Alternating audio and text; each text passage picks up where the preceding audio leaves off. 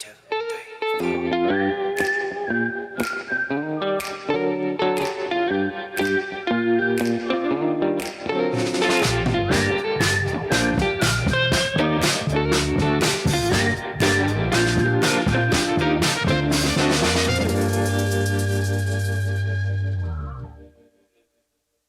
Here we go.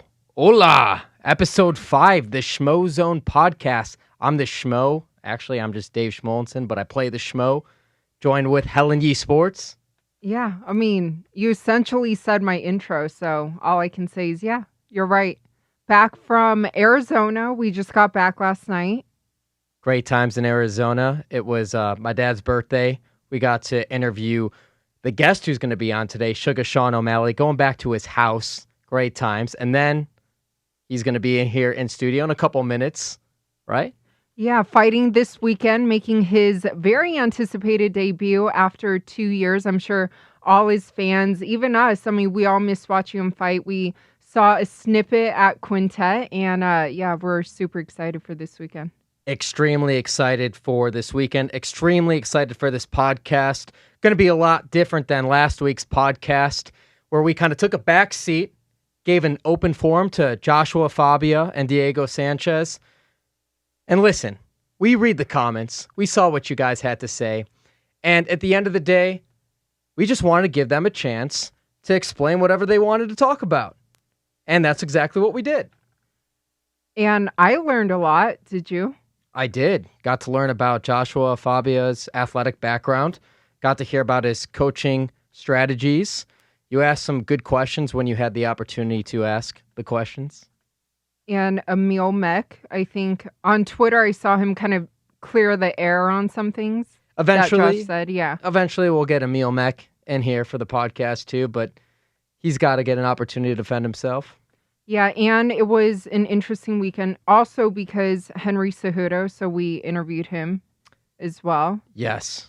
And the flyweight division, what's going on with that, right? Yeah, it is a complete question mark right now what's going on. Deiveson Figueiredo missing weight by 2.5 pounds. Who knows what the future is with that flyweight division. But, yeah, the guess is as good as mine. Why not just get rid of it and make the increments of 10 and still pushing for the 165-pound weight division, right, Helen? Yeah, your jersey, it's still hung up. The summertime. Yeah, your 165-pound jersey. Yeah, we'll bring that out again. Wait, who'd you give it to? Didn't you give it to someone? Giving it to a few people, some fans. Didn't you give it to... Was it a fighter or... Not sure. By the way, beautiful Mortal Kombat shirt right now. Thank you. Best video game since I was a child. This one and Need for Speed, Hot Pursuit. Love that game too. Great game. Yeah. So in studio today, we're going to have Tim Welch and Suga Sean O'Malley. Cannot wait. It is fight week. UFC 248. Israel Adesanya against Yoel Romero. Loaded fight week. Great card. What are you most excited for? Well, I mean, come on. He's going to be in studio. Suga Sean O'Malley, like I mentioned, his return. I mean, it's almost 2 years this Saturday. No, I think it's 2 years tomorrow since he last stepped in the octagon, UFC 222. He's still undefeated. Like I mentioned, we were both at Quintet. We got to watch him live. That was December, right? Just 2.5 months ago. Yeah. So I'm excited to watch him. I mean, great personality, young, hungry, great fighter all around. So, and good person. Yeah, first time interviewing him as myself. We've just come to his house and done the Schmo stuff. We were over at Park MGM for the last fight card here in Vegas, where we did a Suga Schmo show and the Moneyline Sportsbook. That was fun. By the way, there's some renovations going on inside our studio, about halfway complete, doing some fresh paint, some panels. Do you like the new setup? I do. Yeah, it looks great. Oh, speaking of paint, though, my nails, because you're turning 30 soon, just have to, get some Schmo colored nails. Yeah. Planning your birthday weekend, so. I appreciate that. Yeah. I appreciate that.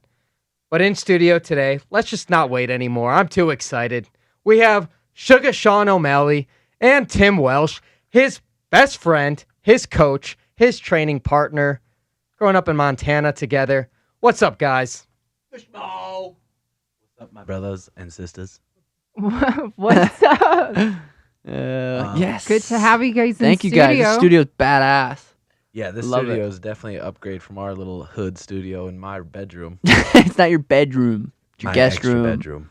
But yeah, this is nice. It's funny because every time Helen and I have been coming over to your house, we've been going to your guest bedroom. We haven't even seen you there at all. Oh no, we don't live together. That's my Oh, mat that's your room. mat- That's okay. my Oh, other room. okay. Oh, It's at okay. my house. Yeah. You guys used to live together, though, right? Oh, a couple years ago. Yeah.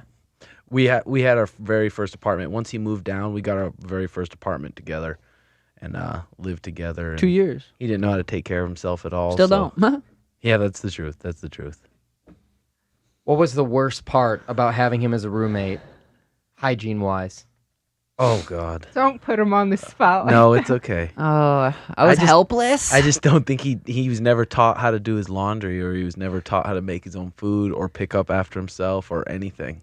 I was 19. My mom did it all for me, and I wish she still could. Change of pace, though, now, right? Yeah. Now he's got his girlfriend Danny, and she takes care of him pretty well. Yeah. It's always nice having a woman in the house doing those extra chores for you. I mean, yeah, we split it pretty well as far as keeping it clean. Do you guys live together? we do, and I was just gonna mention, like, so you guys split it up. We broke up. No, I mean split it up like the chores. I No, know. not like that. Oh, David, you'll be mad at me. I won't. No, it's okay. Let's hear it. That's it. Let's hear it. Well, I do all the cleaning. You do all the. Who does all the cooking? Oh, See, that's a good Well, point. that's where we split it up. Okay, that's fair. She can't cook, so I cook. She cleans. I thought it's a Are you- good 50-50 share. That's how we do usually. And then laundry, like she does most of it, but I'll pitch in. So we're pretty good about splitting it up pretty evenly. what do you usually do? Nothing. I clean. Do I not clean quite a bit? The dishes, the kitchen. Once a month. That's about it. You can be honest. By the way, Tim, I'm wearing my orange-colored shirt. I'm a Bears fan from Chicago, but you know the Red Hawk, the orange. I wanted to tie the two and two together. I know you can't tell if my hair is really orange, red, or bronze. What do you think? Strawberry. It's a hybrid. blonde. Looks like It's a shit. hybrid. There's some blonde in there. I can see Yeah, the like strawberry blonde. strawberry blonde. Thank you. That was It a looks good, compliment. though. How long It have you guys does. been dating? Long enough. Serious? About a year and change. Year and a few months. Yeah, you better remember. I'm No, I just do. kidding. No, No, I I'm do. I kidding. remember. But I really appreciate you guys coming on the show because it is fight week. You guys, you have the fight in about 5-6 days. You're cornering him for the fight. You're training at the UFC PI. You're getting the extra work in. I mean, walk us through. Walk the common fan through what goes on during fight week because all the hard work's been put on the mats over at MMA Lab and all the training in Phoenix and where you guys do most of the work, I imagine. Walk us through a fight week for you guys. Yeah, so we got in yesterday. Usually they don't really start having things that we have to do, any obligations till Tuesday. So today we're just hanging out. We worked out this morning. We came over here. Then I'm gonna go over there and we're gonna do a little something around 6:30 because that's when I'm gonna fight around. So every night we're gonna do something around 6:30. Get my body ready. Like okay, that's what time we're about to go. And then tomorrow we check in, get our fight kit, our gloves, all that stuff. Make sure it all fits. And then Wednesday I think's media day. I got a sweet outfit coming. Thursday's media Is day, it my Thursday? friend. Yes. We'll Okay. be there. Okay, Thursday's media day, and we get to square off with Taco. And yeah, fight week's pretty chill. I really, really enjoy fight weeks. It's been nice too because Sugar's put on a lot of size, but most people coming into fight week, they're pretty stressed out about their weight, so it's hard to enjoy fight week because you're sometimes 20, 15 pounds over, so it's pretty stressful. But he's got his nutrition dialed in so perfect with Danny's help and Dan Gardner, the nutritionist, that we're able to enjoy fight week and have everything down to a T, and it's going perfectly planned. And you guys were saying that earlier today you already ran into El Taco, Jose Quinones at the PI. Yeah, it's just like a quick little passing. Like when I first saw him, I didn't really realize it was him, and then I turned around. I think Tim saw him, and then one of our other buddies saw him. You guys saw him. I didn't really get to see him too good, but I guess he's not looking too good. He's looking a bit haggard. A little rough. You think he's not going to make weight? I don't know. We'll see. I Does think he the will. purse go to you if he doesn't make weight? I think it could get split between me and commission. So that'd be nice. Rightfully so. The 30%, commission right? earns it. 30%, The commission 20%? gets it. What? I'm I not don't sure. know. I think it depends how much you miss by. I don't know. I don't know if he was looking sunken in or what. Maybe a little scared or. But speaking of missing weight, David and I were talking about obviously the fight this weekend, UFC Norfolk. What did you think of like the main event and then Deiveson missing weight and then winning?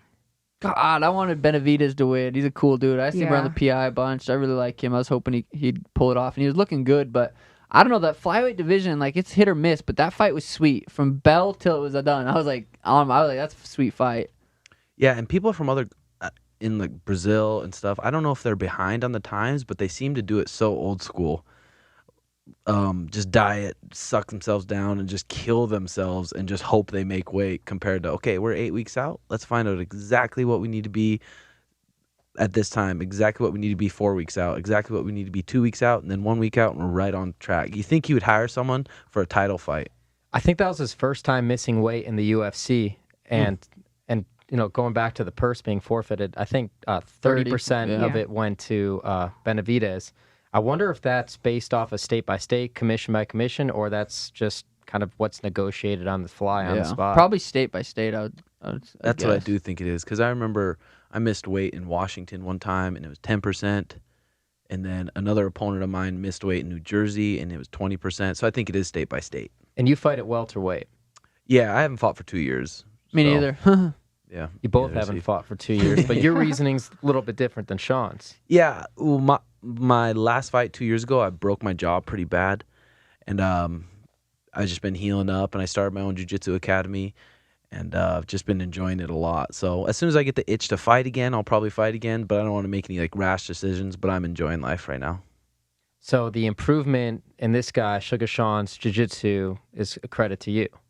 I would say a little bit, but a little bit with Taquino too. But we've both, Taquino Mendez, he's the ADCC champ this year. We've both put a lot of our focus on energy into watching him and see where he's lacking, and put a lot of our focus and help him be proficient on the ground. And right now he's pretty dangerous on the ground. Oh, Tim, what's your thoughts on Jose and just kind of how he matches up with Sean? Yeah, I think everyone in the UFC obviously is tough, and he's super tough, and he's not going to go away. But I just don't think he's the same type of athlete as Sugar is. And like I said, I think they do it pretty old school down there. So we don't know how beat up he's going to be coming into the fight. And there's a lot of areas he pulls his chin, lifts his chin up in the air.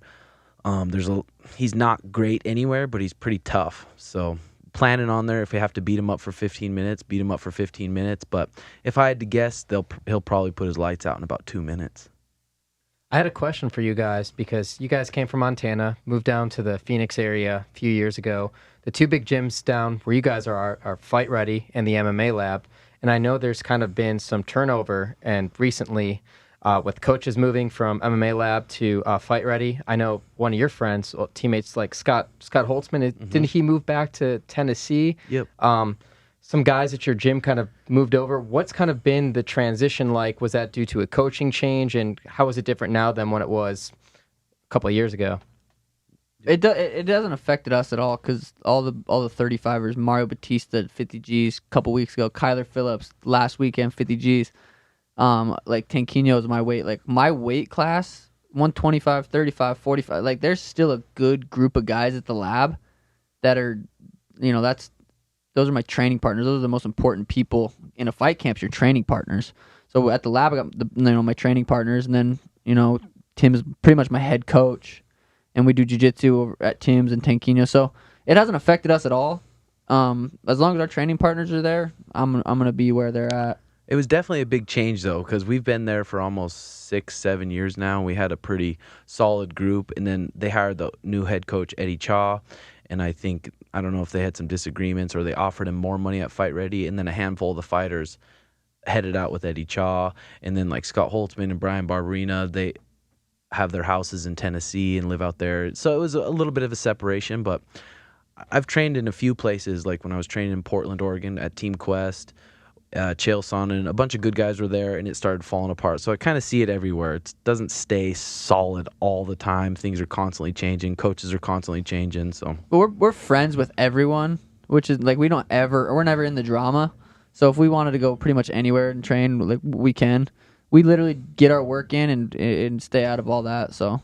And mainly at the lab, like he said, we've been going there for the sparring partners, doing a little bit of the skill work outside of the gym, and going there and using their sparring. Would you guys do work at Fight Ready too, or is it kind of just separate gyms? I train at the lab, train at Tim's gym, and then we go into competition training in Tempe with Tanquino at his gym. So between those three, and then I train strength and conditioning with Brandon Harris, who's not affiliated with any other fighters really out there. But Jared Cannonier's at the lab too. Right. Yep. Okay. How bummed was he with that torn Oh. pec? I think that was over at Houston when we were over in Houston too. I don't even know really what happened. I just heard it. Heard about it. He was pretty super bummed, but man, that guy is so mentally tough. He's one of the mentally strongest guys in our room, like Benson Henderson, obviously. But he's just, it doesn't matter. He could train with a 135er the whole fight camp and go in there and knock out the best 185er. Like he's good. just a stud mentally. Everyone thought like it'd be him and Darren Till on this fight card, or I you know, know. obviously when would've Whitaker had to been pull sweet. out, but that guy is scary. And Adesanya knows he's kind of like that boogeyman guy, the Black one X horse, Factor yeah. guy, the black horse in the division. Yeah, and Jared, in the training room, it's not like, oh man, he just murders everyone. But once it's competition and it's go time, he'd be a scary man to fight. And if there's anyone that's going to beat Israel, I wouldn't be surprised if Jared did. Do you think Yoel will beat Israel? Oh man, I'm so pumped for that fight. Yeah, What a that'll be scary good. human being. But have you seen his dancing skills? Like when he did the splits? It's funny because he's so stiff up top, so everything he does is no neck. It's pretty cool. You actually, did anyone ever think that Israel Adesanya, outside of Israel Adesanya, I mean, no one thinks that he's going to be outdanced right there on the spot. Boom. Takes him out. And his hat was didn't even awesome. fall off. Yeah, that was the most impressive part to me is his little hat on top didn't even move during the backflip. How old is Yoel? I think like 42 or yeah, 44. 41 or No, 40. Yeah, he's definitely in his, at least in his early 40s, but Yeah. you know, we don't have his birth records, his birth certificate. He could be maybe in his mid 40s. He's Yeah, that's definitely in the his truth. 40s. It's so crazy that the USADA is that strict because we know how you're not going to get anything past USADA. And the fact that that guy is on nothing is super scary. I wonder what his parents look like. What, didn't he win that lawsuit question. too for that tainted supplement? He got like 27.5 mil or something like that a few months back. Yeah, Yeah. who knows if they had the money to pay him out, but that's pretty sweet. It's crazy. That's why man. we were hoping to find whatever he got popped for and just start balling out. But Hey, someone find had to be the guinea pig for the Nate Diaz's of the world, right? yeah, that's Seriously. it. That's it. Unfortunately, but we're here now, so it's all good. Man, it's actually here too. This is fight week Yeah. for you. Yeah, We're well, in I Vegas. still have a USADA pending test that I'm probably gonna get the results back in a couple days. So I haven't been thinking about it too much, but it is still like we'll see, because I don't know, we'll see. It sucks, but that's just the truth. And there was no one tested more than you. You said when Well- the Schmo too, outside of Diego Sanchez, you two were the most tested last year in 2019. Last athletes? year I was most tested. I had 25 or 26, and then this year it's already been 5. Yeah, Wow, yeah, that's crazy. it is. But didn't Diego test for Austrian too? I'm not sure. I didn't Yeah, see I think that. he tested for Austrian too. But it's nice. We enjoy these fight trips so much, and we haven't got to have them for 2 years. So we're really trying to enjoy each day of fight week and just have fun. And it's nice because his weight's not out of proportion, so we actually do just get to enjoy it and have fun. And you guys had a road trip to get here too. Yep. You Yeah. didn't Oh, have to get yeah. on a plane. The car trips are always whew, And like a concert. weren't you playing ping pong this morning? Yeah, at the I PI. saw your Instagram story. Yeah, I Yeah. ended up Are you beating good? Sean and I was like, Jax. yeah, I think you were 1-6 against me. Yeah, he beat Yeah, me. but the last game I won, so. Yeah, he did beat me last game. It was kind of felt bad. Me and Jay felt bad. It's embarrassing when you don't win ever. It's just like, all right. So you guys have been friends for a long time. How did that friendship format and everything like that? How'd you guys meet and how'd the bond start? I was fighting for Bellator at the time, and they asked me to go commentate some local fights back in Montana. And I remember seeing Sean, 16 years old, in like a kickboxing fight on a previous fight card. I was like, oh, that kid's pretty athletic. My friend's like, that kid's really athletic. I'm like, yeah, but guarantee he doesn't know how to work hard. So after the fight, I invited him down. No, so the first fight you watched me was a kickboxing fight. I was 16, and then I was 18 and had a first MMA fight, or not my first MMA fight. It was like my 4th or 5th MMA fight, and you flew down to commentate the fights, and I armbarred this college wrestler, and I knew nothing on the ground besides probably literally an armbar. And I fought a college wrestler. In my head, I didn't even know what that meant. But I armbarred him, and after the fight, Tim asked me, he said, hey, if you want to come train at a real gym, let me know. So I texted him that next day, and I'm like, hey, let me know when I can come down. And we figured it out, and I came down for 10 days. And Yeah, right when he was hitting me up. He was hitting me up the next day. I invited him. I was like, oh, fuck. Because you were probably a little buzzed up when you offered. No. I wasn't drinking at all because it was at the fights. But I was like, You oh, asked me at shit, the this Sting. kid's fucking crazy. I think at the Sting, you said, hey, if you want to come try it. I was like, ah. And I remember him getting in the car. I picked him up from the airport I love Mesa. for the first trip, and he got in the car, and he wasn't even a professional at the time. He's like, yeah, me and you were going to go to the top. Me and you go to the top. I'm like, man, this kid's fucking confident. And he has no idea how good people are. And then that week he trained, and he got to see what high level guys train like, and train with some high level pros and just get beat up and smashed. And I was like, oh man, I don't know if we'll see him again. And he would come home or come back to the apartment and just be upset, crying, like. And then you left, right? I was there for 10 days, yeah. I think I cried every day after practice, like, oh shit, that's not where I thought I was at. I thought I was a little bit better than that, but I don't know what was in me. I was like, all right, well, I'm going to go back, save up money, and come back down. I knew I wasn't going to school or doing anything, working 9 to 5, so I was like, this is all I got. I'm going to make it work. And then you started up the Timbo Suga show.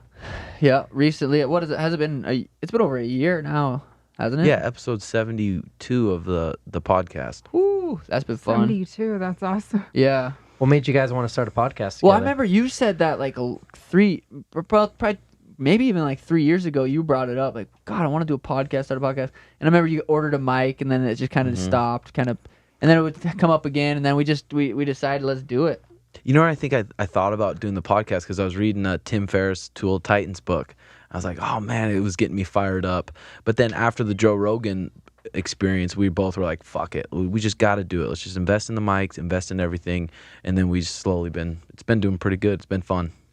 Two guys I look up to a lot. Tim Ferriss, I remember reading the 4-Hour Work Week, the 4-Hour Body, and then Joe Rogan, obviously. Hell Watching yeah. him since Fear Factor days. Yeah. Yeah. That's awesome. Amazing how that guy's just been able to build a brand, his own brand, and not rely on like a network. And Cool. still get fat sponsors. Well, I just feel like we're so lucky just to have him and all the people he's interviewed, and just how much we've learned from all the people he's had on his podcast. Like, so fucking much. It's crazy how we can hold a conversation with some of those guys. Oh, it's Some of so those crazy. Dude, I was like, he's a smart dude. Yeah, because Yeah. he doesn't really have any plans every time. Well, when we were on there, and every time I've seen it, it just seems like he's just Free flow. going with the flow. Winging it. Yeah, Let's see where the fucking winging it. conversation Sitting in his goes. deprivation tank, just thinking of some ideas, maybe. Yeah, it's pretty cool.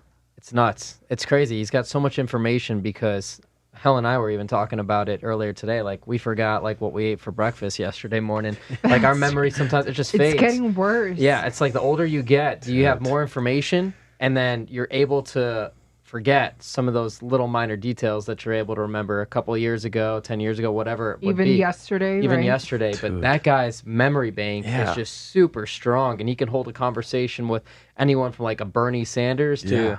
to a Tim Welch. You know, Yeah. it's amazing. Yeah, it's pretty It's the awesome. weed. And No, I'm sorry. especially you guys think you're forgetting stuff. Imagine us getting punched in the head and Yes. concussions. It's like, I fuck. don't. Yeah, you better get hit. Outside of fight camp, I don't spar. I won't spar.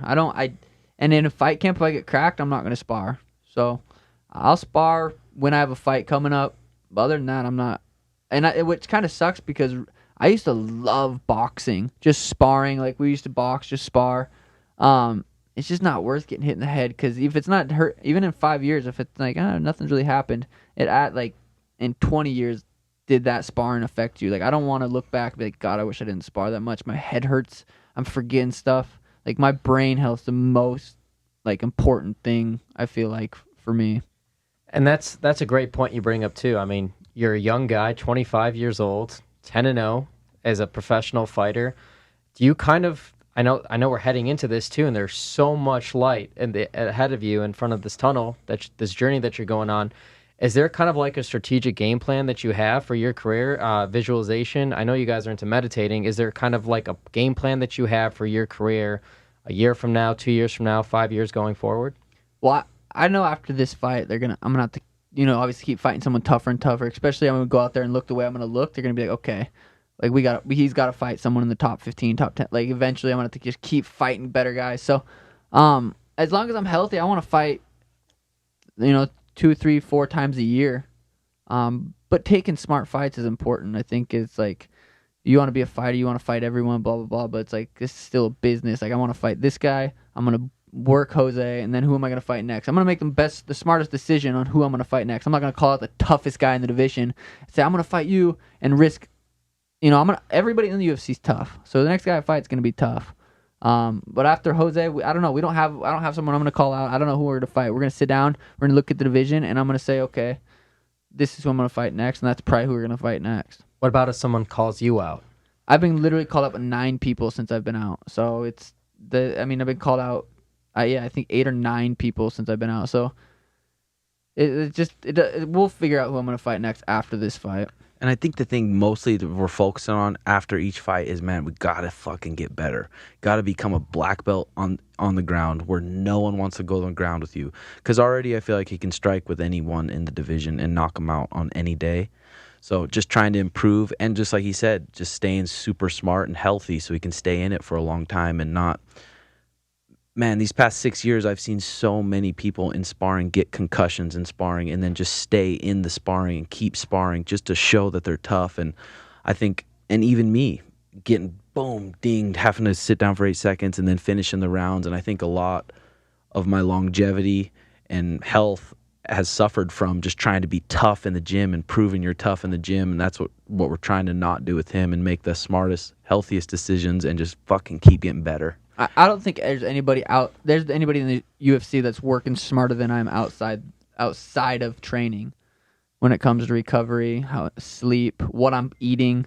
I think I'm doing everything I can possible to become the best athlete.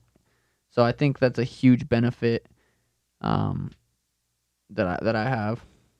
Yeah, and because what were we talking about last week? Like when we had Diego on, and then we talked about it with RVD when he was on, and like the CTE, right? Yeah, It seems like you guys are very cognizant of, CTE, brain trauma, and everything. Are you doing any kind of neurological testing? And what does your regimen look like on that end? Yeah, I've sparred so many from when I was 16 years old till probably like 21, 22. Like, we would, at the lab, spar hard Wednesdays and Saturdays. Like, you're getting hit in the head regardless, Wednesday and Saturday. And that was just a normal thing. And then from when I was 16 till I was 19 till I moved to the lab, we would spar pretty much every practice. Like, that was our practices, was sparring. So I was like, damn, I took a lot of damage. Like, I don't feel like it's affected me right now. And I don't know if, like, I'm healthy enough. Like, it might not ever affect me, but I'm just not willing to risk that. And I feel like in my rounds this fight camp, I was so sharp and I was so fast, and I'm like, and I hadn't really sparred in those 2 years. I mean, I went through those 2 fight camps when we got pulled off, so I was sparring in those camps. But other than that, I hadn't sparred. And the first couple days sparring back, I was like, okay, little like just like a little behind, but right away I was like, damn, I feel faster and better than I've ever felt. And it's got to be about finding a balance too, because I know you're a big gamer, big with Fortnite. That was big too when you donated your earnings. Yeah. That was huge. Everybody picked that up. Every media outlet, I saw that. I know you got your vehicle that you what is that called? The slingshot? Yeah. But really, like, outside of good fighting, hobbies. Yeah. I was gaming too much. Even like that, I was gaming too much after I broke my foot. 8-9 hours a day, my brain was hurting, and then I had anxiety. I'd turn that thing off, and I'd be sitting there. It'd be nighttime. Danny would get home, and I'd just be like, I'd have this like this anxious feeling, and I think a lot of that was from staring at a screen for that long. I don't think that's good for my eyes, my brain. So I really cut back on that. I game a couple times a week now, but I was gaming every single day, 5, 6, 7 hours a day. And then I realized, I'm like, damn, that's not good for my brain either. So I pulled back on that. But hobbies, we'll take out the scooters.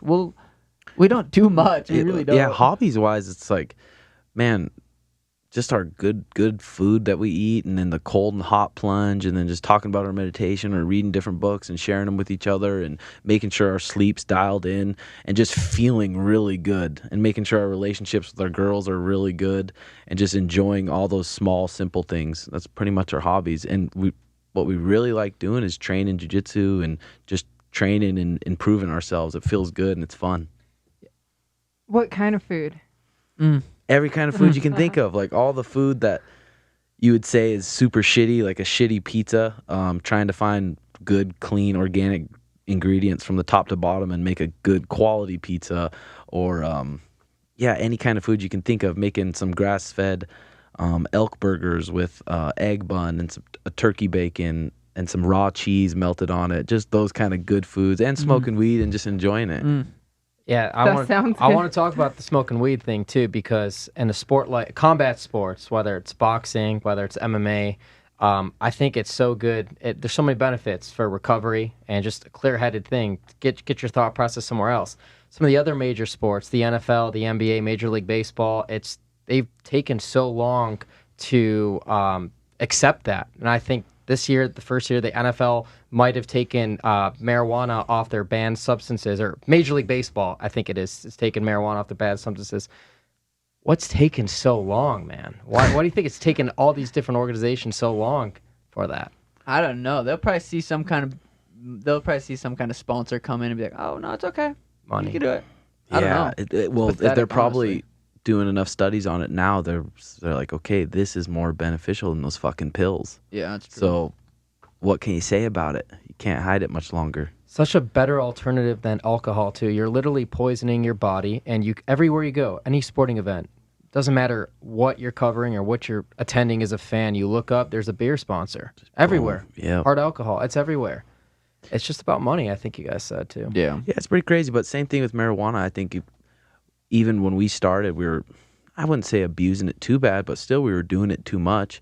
Now maybe we'll smoke a little bit here during the day, but I think it affects my deep sleep, maybe affects Sean's deep sleep, but smoking all day, every day, I think isn't beneficial either. Yeah, I track my sleep with this Oura Ring. I know it's not the most accurate thing, but it gives you an idea. And if I smoke before I go to bed, even like an hour before I go to bed, my sleep is noticeably, or at least on this thing and feeling even, it's not as good as if I'll say I smoke at 6 o'clock, 6:30, and I go to bed around 10. Like, I'm not really high when I go to sleep, and I can get into my REM sleep, so my sleep cycles. So I think definitely not using it as a tool, like anything, like caffeine. You're gonna drink a cup in the morning or whatever. You're not gonna drink it before bed. But using it as a tool to enhance your life, I think most people could benefit from it if they don't have that negative outlook on it. Was it like 6 months ago, Helen, where the UFC made that partnership with the CBD research and organization? About 6 months ago. Did they approach you at all? Are you working with the UFC for their CBD research? Is that something that you're a part of? I know I got an email about it, but I didn't look into it. I don't ever look into my emails. I know I got an email about it, something from the UFC, but no, I didn't look into it. Do you guys ever use marijuana? That's okay. I mean, I'm like, do you want to hear the edible Yeah, story? no, so she... Yeah. Yes. We'll get into her edible story. I used to smoke pretty much daily going back from college. It was kind of like my way of rewarding myself. You know, I'd work hard. I'm big into marathons and triathlons and stuff like that.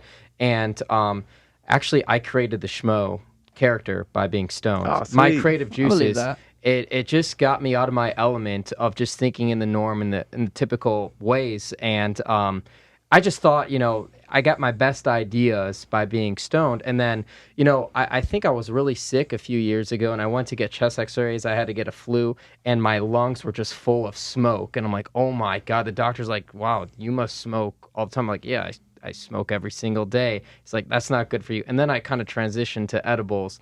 Nice. And that's something I do a lot of. You know, sometimes I do. You know, she knows. Like, I like to take them a lot. I take them at night and stuff like that. High tolerance, at least 25 milligrams, which is it's a hefty amount. You know, go up to 50 sometimes too. But I know with regulation, they won't go more than 10 milligrams.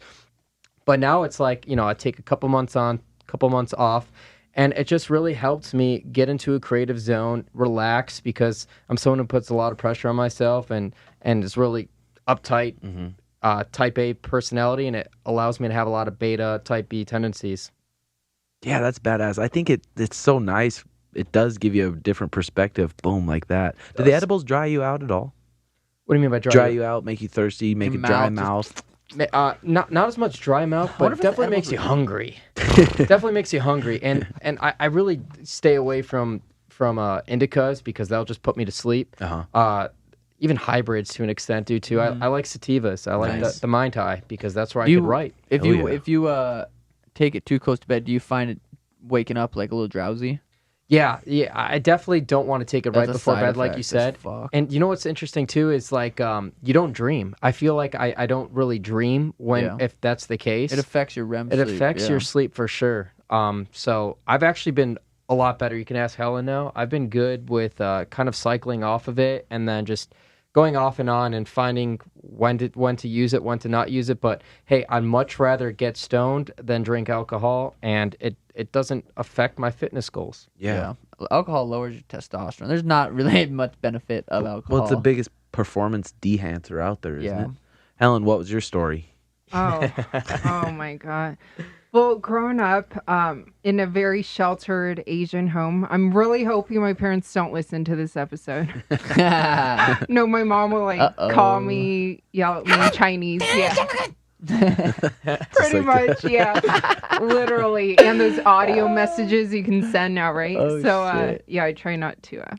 Gotta turn that down. But I was very sheltered in a Chinese family growing up. So, gotta be goody all the time, right? Do your homework, stuff like that. And I was a competitive swimmer. So it's not like I was gonna do anything to mess up like scholarships and whatnot. But so I never really tried an edible before until I met David. And before that, I've smoked weed.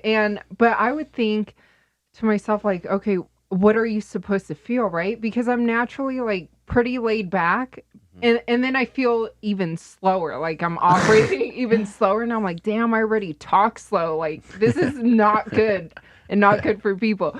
But and then so over the summer, David gave me this edible, this like orange thing. How many milligrams do you think? Well, see, here's the thing is, I would get them in California from this place that's been raided since. They're not allowed to sell anything above 10 milligram servings. So the thing I used to get was 100 milligram servings. I would cut it in fours to be 25 milligrams. I feel like I might have given you a full 25 milligrams. Oh, shit. Oh. I'm sorry. That's the omission. I did make a mistake. I did make a mistake there. That was the first mistake. And then the second one, so I always hear it because David, like, every time he takes it, he's, like, in a great mood. He's phenomenal mood. It enhances your life or whatever. So I'm like, well, I mean, a lot of my friends and growing up, like, they would do shrooms, like, all these different things, and I would never touch anything. I would just drink. Once in a while, smoke, but, smoke weed, but, just in case if my mom's listening, she doesn't think it's cigarettes. And so, when, he told me try this, I was hesitant, and he's like, no, like you'll feel a lot better. I'm like, okay, like I don't really like putting foreign things in my body. We were at your brother's place. We're at my brother's place in California. Okay. I do want to say, though, this, too, because I talked about my lungs being filled with alcohol. No, they weren't. It was smoke. I would smoke out of glass, like out of Sheldon Black for any of those stoners out there. Really nice bong, and I would take at least 2-3 full snaps hemp every wick single or no? night. Just butane. Butane, yeah. I know you like the hemp wick. In fact, Suga, the first time the Schmo and you did our interview, you and I took a couple rips of that thing. I was so high. You were stoned. I was wearing your tie-dye shirt, too, the purple one. I was wearing my fuck it shirt. I remember that. He never even smoked any weed, was totally against it. I would always say, I've never smoked and drank when he first came down to visit. I believe it. My dad's a cop. My mom was a nurse, and that was not good. It was bad. And my mom still thinks it's bad. Like, what was your thoughts when I took a rip for the first time? Like, what is he doing? What an idiot. His life's over. His life's over. Yeah, I couldn't wait. And then the first time you got real stoned, remember? And you thought you lost that phone in garbage? You guys kept and I passed out. Sorry. On this. Well, here, let's I want to finish here. Oh my God. So then, I take that gummy bear thing, whatever. I remember this now, yeah. And then, was it like 20 minutes later, you're like, oh, let's go walk across the street. Let's go get food. And then I start feeling something, and I'm like, oh crap. Like I feel like kind of weird. So I start, was Crawl I like a crying? cat. You were bawling, Yeah, crying. I'm She like was crying. crying. I'm I like, believe it. I've been there. I can't like I've I been can't there. walk down these flights of stairs. Like, no, like what am I doing? But here's the thing. And then David being very caring or whatever, you're just like, no, you're fine, and I'm crying like I need help. I'm like thinking the world's like end. Am I alive? So I don't even know. You thought you were gonna get stuck in that state? Like, oh Yeah, I'm crying. I think you called your mom too, and you were crying and saying he's a terrible boyfriend Are you and all these serious? different. Oh, Yeah, oh shit. yeah, oh yeah. drugged me. Well, it sucks too because TMI. after a couple days later, and I sit back and I reflect on it. I think about the first time I took an edible was probably my freshman year in college. I was in the dorms, and I remember just running down the hallways, thinking I was gonna die, and jumping into somebody's bunk. I think there was bunk beds on the floor, and just like he had like a cheetah printed pillow and sheets and stuff, and putting it on me, and thinking I was gonna become an animal. It was just. Bad. I feel bad. I'm Yeah, sorry. it's like seeing unicorns. It's right? terrible. It's a isn't it? an hallucinogen for sure. Like it could be. Yeah. If you, But how come my experience wasn't positive? Because you overdosed. yeah, you definitely overdosed. 25 was too Thanks. much. You Yeah. probably could have taken a 3 and had a good time. 3 milligrams. Yeah. But at the end of the day, I made sure she'd be okay, and she was. She woke Yeah, up the and you're next gonna be morning, fine. took her Look, out for a good breakfast. Yeah, and, but I was crying for a couple hours. it wasn't a couple hours. You don't know at that point. You're just like, Have you Maybe guys felt tried like magic mushrooms? Oh, See, hell I've no. I've never taken anything like. No, I've never tried. you're missing out. For me, my in my life, I think okay, I'm not going to advocate here, kids. Let's take drugs, all that kind of Yeah, stuff. yeah. But it's like, I think in this world, we live one life. You should at least try everything in a responsible manner, and doing the research and being around a good circle, being around someone that you could trust, be with. I'm certainly open to it. I've just never had the opportunity or been in the environment to If do you so. feel like you're in a rut or you're stuck or you need you just need something to change, or you got to figure something out, or you want to evolve a little bit, I feel like you almost get called to be like, okay. You almost find out like, okay, you hear about mushrooms, you think about it, and then you're like, you try it. Definitely, if you're not if you're younger, no, and definitely if you're not in a good headspace and not in a healthy headspace. But you need to let the schmo enjoy sometimes at the Sugar's Palace. Yeah, I think that'd be great. I'm gonna after this fight. I plan on 5 grams is like a heroic dose, is like a pretty heavy dose, and basically what I'm gonna use it for is like it's like kind of like an ego death. Because after fights, you feel like the fucking man. Especially after I knock out Jose, I'm gonna feel like I'm on the top of the world.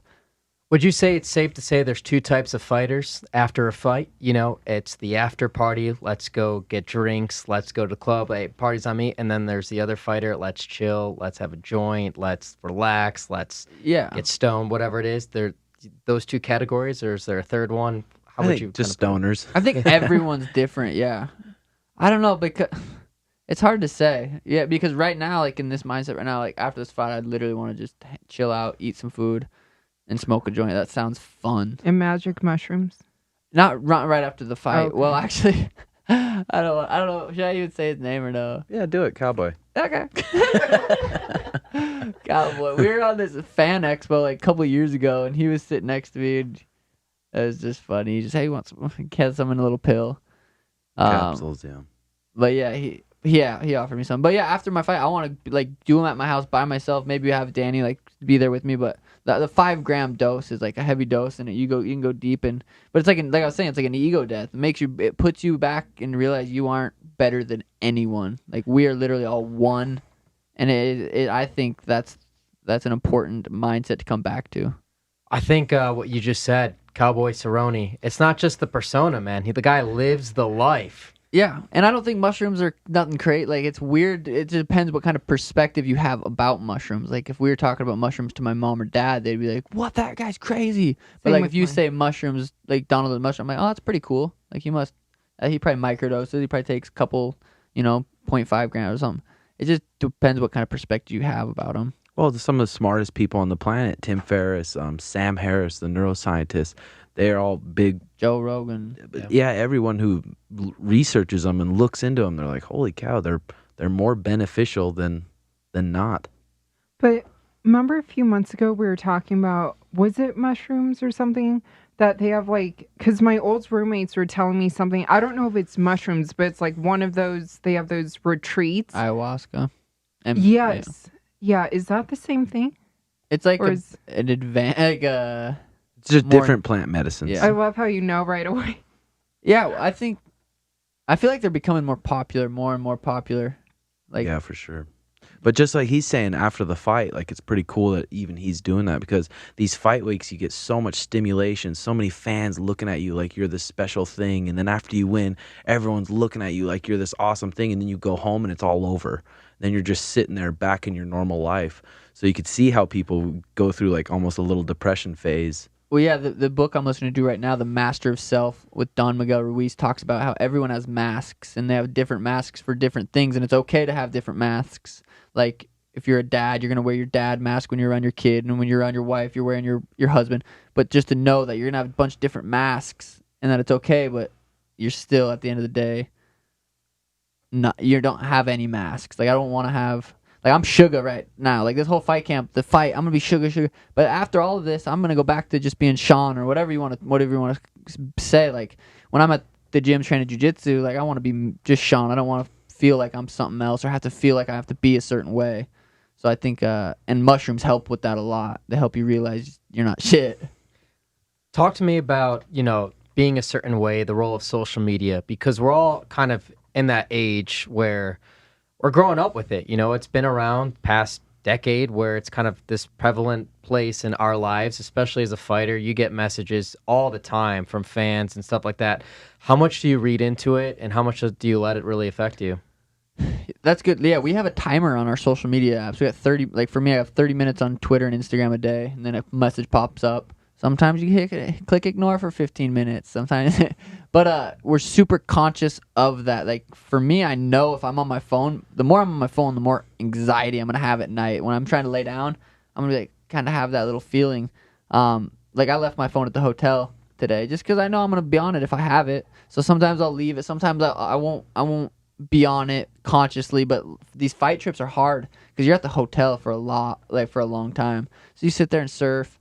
And I guess I'm not talking for everyone. For myself, when I surf, the more I surf on my phone, the more like I feel that anxiety. I feel that feeling. But I don't look at I don't check comments often. I don't look at my message requests. Sometimes I'll go in there and scroll through them and see if there's a sponsor, because sometimes I get sponsors through that. Hey, we'd like blah blah. So I'll go through there. But really, I feel like I'm getting better at being away from it. And eventually, I'd like it to be where I'm not even on someone else runs my social media. Like my little brother moves down or something. That would be ideal, but it's hard because that thing's addicting, and it's made to be addicting. It's made for you to pick it up and just you can catch yourself picking it up and realize you're surfing and not even know you picked it up and you're surfing. So it's there's steps of being aware of it. When do you guys cut it off surfing at night? See, we have a competition. We look at it. You get those Sunday reports. Yeah, You have X yeah. amount of screen time. It's like, who has less amount? And It's our good competition. entire business is Yep, basically that's- run through our phones, to do what we do, to figure stuff out. Like social media Yeah. is kind of how we are able to monetize and run our businesses. Yeah, we have a competition. I try to cut it off, ideally in a perfect world, an hour before you go to bed, because just looking at the screen and everything like that, I feel like it's going to affect my sleep. I know she looks at it, her phone at night, longer than I do, but at the end of the day, I probably look at my phone maybe a couple minutes longer than you per week. I don't know. That's just what the reports Yeah, a say. couple and then you wake up earlier than me, and Yeah. then first thing you do, See, the thing that we're It's really good addicting. about Yeah. is not. There's some mornings I'll wake up at 7:30. I won't look at my phone till 10. Like having those extremely slow mornings, hitting a 10-minute meditation, and then we enjoy making our coffees. Like we just had something on our Patreon channel, a little coffee off. Who made the better coffee? He lost. No, he won. But just enjoying those slow mornings makes my day so much better, because there's mornings where I'll pick up my phone when I wake up and I can just feel that feeling. I don't know, it just makes your day a little bit different. But slow mornings, not picking up your phone for a while, is I think super beneficial. Another thing we almost kind of got from Tim Ferriss, I guess, just a good solid morning routine. Whether you're doing a little movement, writing in your journal, doing your meditation, enjoy making your coffee, each step making your coffee instead of just getting all that stimulation right off the bat. And then your brain's just going off about other people's shit. So it does definitely make your day a little better. You keep bringing up Tim Ferriss. Tim Ferriss got me hooked on using kettlebells as a workout. Like you said, if there's one workout, one exercise that you could do, if you can only do one exercise that day, kettlebell swings. Yeah. Pick up the heaviest kettlebell and see how long you can go to get to 75 without taking a break. 75 reps. And I look up to that guy. Definitely do. He's a lot of good insights. Yeah, I've learned so much good stuff from him. Do you guys have any animals? We don't, but I'm a dog guy. I grew up with dogs my whole life. Our family gets shelter dogs and train them and raise them. So my older brother's got a dog that I love to play with and babysit. Probably hard with how much you guys travel, huh? It is. Yeah. It is. We're traveling a lot, but it's fun, man. It's 2020, man, and you don't have to live a life by what other people think is the right way to live that life, especially in our industry and the media industry. Because of what these phones and social media, you can create your own business. If you have the work ethic and you have a plan and you're persistent and you stick to it, you can create something and build your own business. And that's kind of what we're doing here. If you guys, do you guys go over certain fighters together at night? Like study kind of like what kind of questions you want to ask and stuff? Well, I actually never create questions. I have bullet notes. And then because everything I do is pretty much off of improv. I've really never taken an improv class before either. I just love the idea of being on my toes and being thrown off guard and seeing how I can react in a fire situation. But sometimes she will ask me, hey, what are you going to ask him or her and whatnot? So she doesn't ask it. She usually likes me going first, so she knows she doesn't ask the questions. But I have no problem with her going first because I know it's going to be different. And actually, he said this to me, and resonates to me all the time. Uriah Faber said to me a few months ago, because he said he was a fan of my work, and he said to me, if you're not first, be different. And clearly I'm not the first one to do sports reporting or sports commentating, but I'm definitely different. So it's fun, man. No, yeah, you're really good. Make it been super fun. entertaining. It's fun to watch. But I'll tell you what gets on my nerves, and you can ask Helen. A lot of people say, oh, you're just a ripoff of Nardwuar this, Nardwuar that. And I don't even know what that is, though. Exactly, dude. Same. So I didn't know who Nardwuar was until my buddy, if he's listening to this podcast, Diedrich Ferris, shout out to him from college. Few years ago, he's like, dude, you ever see Nardwuar? You remind me, the Schmo reminds me so much of him. And I didn't know who he was, so I looked him up, and I didn't think much of it. And then when I blew up last April, because I didn't think about it. It's not like I watch it. I like music, man. Music's great, but I'm not a music guy. I'm a sports guy. I'm a diehard sports fan. And I look him up, and the only things we have in common is we're both weird and goofy. I don't know if that's his real personality, Nardwuar. I mean, it's clearly not mine. It's like an alter ego. I'm an eccentric guy coming from Chicago. There's characters like that from Second City or even Harry Carey, and that's kind of like what I model my stuff off of. But I didn't know it existed, and everyone's like, oh, you're ripping this guy off. You got to credit this guy. It's like, no, man. And then I saw some of his stuff. I'm like, okay, I think it's such a peasant mindset to try to group someone into something without giving someone their credit or their due diligence for being creative. We're both weird, goofy guys. That's what we have in common, but I'm not ripping his stuff off. I get that about Connor sometimes. You're trying to be Connor. I'm literally not watching Connor stuff going, I'm going to try to do that. Isn't it weird, though? You look through all the comments and you just fucking look at those negative ones, and then they run through your head the next few hours, and I catch them running through my head. I'm like, what the fuck am I even thinking about that for? Yeah. That's probably just some loser who's and sometimes they're just looking for attention. She gets so caught up on comments. She's been crying and all this different stuff. Yeah. Some Rogan's people are assholes.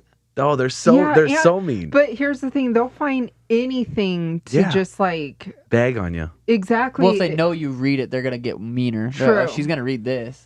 But I don't read shit. Even recently, because I did the interview with Weili in Mandarin, and then I got some people criticizing my Mandarin. It's can you do interviews in 2 different languages and translate them? And they're like, how do you know what she's talking about? You don't even understand. It's if I didn't understand, how would I respond in Chinese? Really?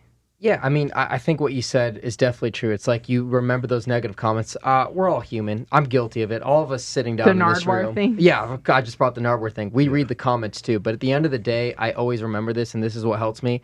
I'd rather have them talking about me than not talking about me at all. And any noise is good noise. It helps with the algorithm, right? Them commenting, them saying stuff. So I'm okay with it. As long as you're saying something, it's better than not saying anything at all in my book. But we do, and I'm sure we all can agree, we do get a lot more positive feedback and comments, and we definitely appreciate those ones. Yeah, So. fuck yeah. Yeah, well, I can't imagine just going on someone's stuff and just blatantly trying to think of something to make them feel bad. I just can't even imagine doing that. So I can't imagine how that person doing that is feeling on the everyday basis. Exactly. Yeah, can you imagine what's I going don't through know. their life to kind of just talk hate? Yeah. You know, what's going through their mind? Fucking losers. Low probably, mentality. No profile pictures Nope. on those accounts, those egg accounts, Yeah. and the ones that like they twist the names. Like if it's a Sean O'Malley, they'll try to like be like John O'Malley and then make like a different account or something. Cocksuckers. Yeah, so kind of going full circle, man. Jose Quinones. I mean, I'm not sure if you're a betting guy, but you are a minus 330 favorite. For everyone listening out there, go to mybookie.ag. Mybookie.ag. Use the promo code Schmozone, SCHMOZONE. And you said it to me earlier, a few days ago when the Schmo interviewed you. Bet the house on Sean O'Malley. You want to make some chatter?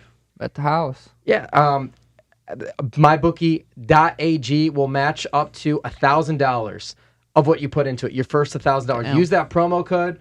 They will match up to $1,000 if it's your first time using it, or if it's not, just put in Schmozone at checkout.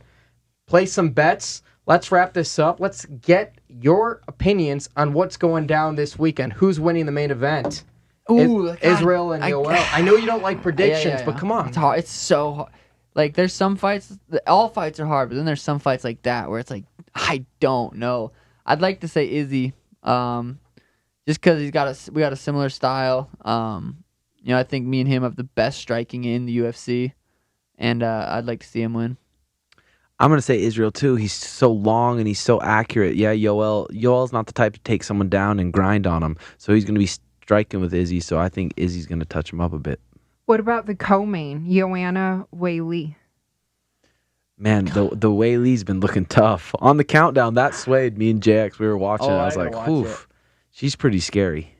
I didn't watch the countdown, but I'll say Joanna just because you think Weili. Huh? Yeah, I will say this, going back to Israel real quick. Did you guys see that his arm, that thing going on about him potentially having staph in his arm? Is he? I mean, there's this video going on the internet right now about him potentially having staph in his arm. Have you ever had staph? I've not. I have.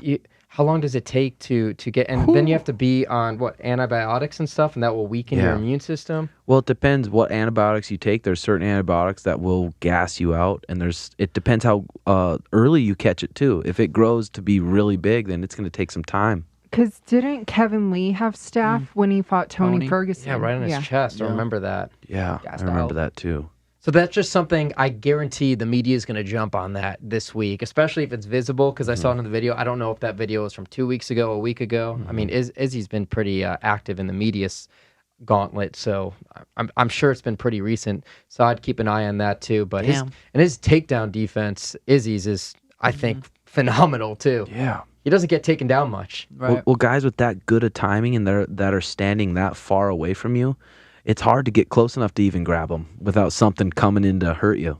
And Joanna, this is her taste getting that championship blood back at the strawweight division. She realizes how big of a moment this is to her. I think Weili's physically a bigger female fighter.